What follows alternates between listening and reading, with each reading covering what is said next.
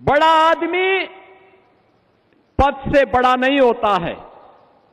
अपनी सोच से, अपने कर्मों से बड़ा होता है और महान होता है। एक सामान्य अतरौली के एक सामान्य किसान परिवार में जन्म लेने वाले साधारण परिवार में जन्म लेते हैं, लेकिन अपनी कर्मठता से, मूल्य और सिद्धांतों के प्रति अडिग रहने के भाव से, देश के प्रति समर्पण के भाव से राष्ट्रीय स्वयंसेवक संघ की पाठशाला में रंग तपे हुए एक स्वयंसेवक के रूप में एक किसान, एक शिक्षक, एक विधायक, एक मंत्री, एक मुख्यमंत्री, सांसद और राज्यपाल के रूप में सभी महत्वपूर्ण संवैधानिक दायित्वों का कुशलतापूर्वक निर्वहन करने वाले सरदेव बाबूजी हर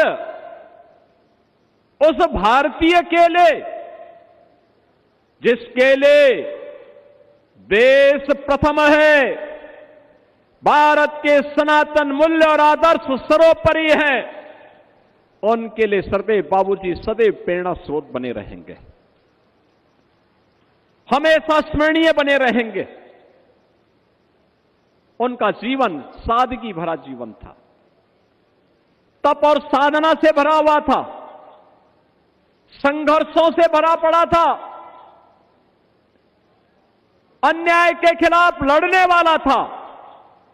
अत्याचार का मुकाबला करने वाला था। और बाबूजी सदैव अपने सनातन मूल्यों की रक्षा करते हुए गांव के गरीबों के लिए, अन्नदाता किसानों के लिए, युवाओं के लिए और समाज के प्रत्येक तबके के लिए उन्होंने अपना पूरा जीवन समर्पित किया। बहनों और भाइयों, गलत काम बाबूजी से कोई कितना भी बड़ा क्यों ना हो, कितना भी दबाव बना दे, कभी भी उन पर कभी किसी दबाव में आके काम करने वाले नहीं थे। वे बोलते थे, कल्याण सिंह टूट सकता है लेकिन झुक नहीं सकता, और उन्होंने जीवन भर अपने वचन को निभाया। याद करिए राम जन्मभूमि आंदोलन का,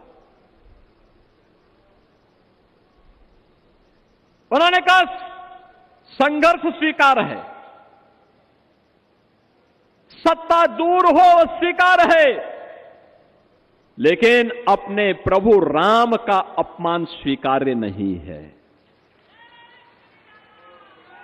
स्वीकार्य नहीं है। और आज जब अयोध्या में प्रभु श्री राम के भव्य मंदिर के निर्माण को हम देखते हैं, रामलला के विराजमान को देखते हैं, सचमुच वहां जाते हैं तो सरदेव बाबूजी की स्मृति सहसा हमारे अंतःकरण में उठती है। इन संतों के संघर्ष में, राष्ट्रीय स्वयंसेवक संघ के मार्गदर्शन में, विश्व हिंदू परिषद के नेतृत्व में चले उस आंदोलन में खुल करके उन्होंने समर्थन किया, अपनी सत्ता गंवाई, लेकिन कहा कि नहीं, राम भक्तों पर गोली नहीं चलेगी।